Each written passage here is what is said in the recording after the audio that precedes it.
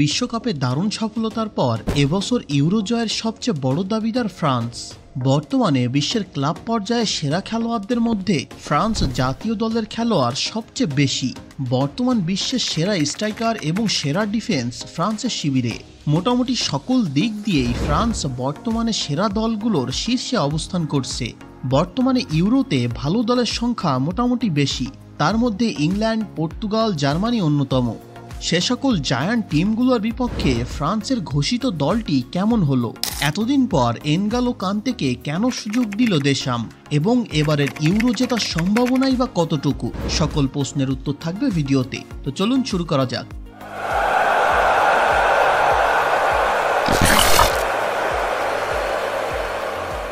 প্রথমেই গোলরক্ষক হিসেবে দলে সুযোগ পেয়েছে ওয়েস্ট হ্যাম থেকে আরেওলা, এসি মিলান থেকে মাইগনান, লিন্স থেকে ব্রাইস সাম্বা সুযোগ পেয়েছেন। তবে প্রাথমিক একাদশে রেগুলার খেলবে এসি মিলানের মাইগনান, তার ব্যাকআপ হিসেবে থাকবে আরেওলা। সাম্বার রেগুলার সুযোগ পাওয়ার সম্ভাবনা খুব বেশি না।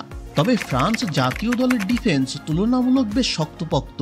লিভারপুলের Ibrahima Konate, William Saliba, AC মিলানের থিও হার্নান্ডেজ, বার্সেলোনার কুন্ডে, রিয়াল মাদ্রিদের ফার্লান মেন্ডি, ইন্টারের বেঞ্জামিন পাভার্ড, মিউনিকের উপামেকানো সুযোগ পেয়েছে।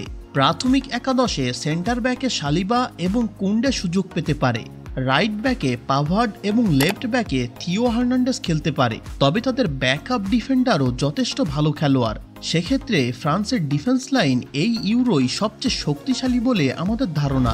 মিডফিল্ডে কিছুটা পরিবর্তন করেছে দেশাম। রিয়াল মাদ্রিদ থেকে কামাভিঙ্গা, অরোলিয়ান চোয়ামিনি, আতোয়ানো গ্রিজম্যান, জুভেন্টাস থেকে রেবিওট, মোনাকো থেকে ফুফানা এলফ, আল ইতিহাদ থেকে এনগালো কান্তেকে এতদিন বাদে দলে নেওয়ার সবচেয়ে বড় কারণ হলো অভিজ্ঞতা। এবারের মিডফিল্ডে তরুণ মুখ মোটামুটি বেশি, তাদের জন্য কান্তের মতো অভিজ্ঞ খেলোয়াড় খুবই জরুরি। বিশ্বকাপ না জিততে পারায় ইউরোর উপরে বেশ মনোযোগ দিতে চাচ্ছেন দেশাম, সেজন্যই কান্তেকে এবার দলে ডেকেছেন দেশাম।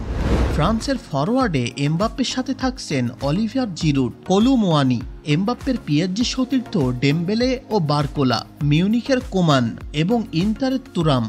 বেশ গতিময় ফরওয়ার্ড ফ্রান্সের, অধিকাংশ খেলোয়াড়ই বেশ ভালো ফর্মেও আছে। সেদিক দিয়ে এবার ফ্রান্সের ফরওয়ার্ড অনেক শক্তিশালী। তবে অনেকের মতে ফ্রান্সের চেয়ে ইংল্যান্ডের ফরওয়ার্ড তুলনামূলক বেশি শক্তিশালী।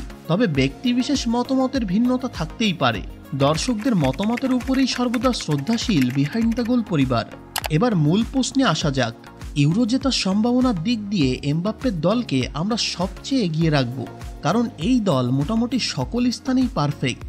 যেমন ইংল্যান্ডের ডিফেন্সে সমস্যা আছে, তা নিয়ে আমরা ইংল্যান্ডের স্কোয়াডের ভিডিওতে আলোচনা করব। তো ফ্রান্সের এই স্কোয়াডকে আপনি 10-এর ভিতরে কত পয়েন্ট দিবেন কমেন্ট করে জানিয়ে দিন। এবং ফুটবল সম্পর্কে আরও নিউজ পেতে চ্যানেলটি সাবস্ক্রাইব করে সাথে থাকেন। কথা হবে পরের ভিডিওতে।